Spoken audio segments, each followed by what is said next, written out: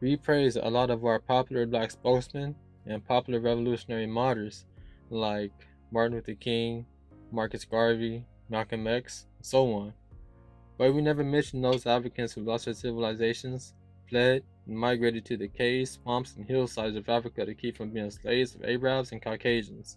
They continued to build and rebuild new states, which some would flourish into kingdoms and empires, until they were all destroyed by European invasions and Arabs. A great number of these men, women, and children sank hopelessly into a lower state of being of fear, of being captured, in a life that was not life, but an animal like struggle to survive. These noble Africans had to choose between enslavement for life and that of their descendants and freedom. They chose freedom, even though it meant the loss of civilization, living in an animal like existence of survival, and eventually retrogression. Unable to write or make clothing, they didn't hesitate. They knew to be slaves of Arabs or Europeans simply meant becoming the economic foundation of their civilization and the steady destruction of black people. And that to me means everything. For every 2 million enslaved, 1 million died. The record shows that many preferred death over slavery.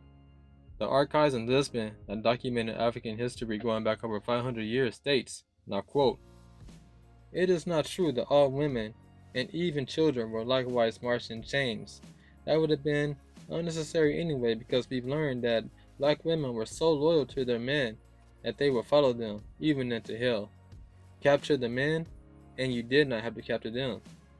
Yet many of these same women would seek death directly by attacking us and our guards. Those, of course, were beaten and chained, the same as the males. Another problem was the large number of suicides during the 200-mile trek to the slave pens on the coast. The greatest number of them died from poisons, which hundreds of women would conceal in their body for the purpose of passing it to their friends and kinsmen in the darkest of the night before giving it to their children and finally taking it themselves. Many babies were smothered to death by their dying mothers. We do not believe that the other deaths were caused by the long march like some allege." End quote. All of this can be found throughout the pages of The Destruction of Black Civilization, and I'll leave the link in the description box.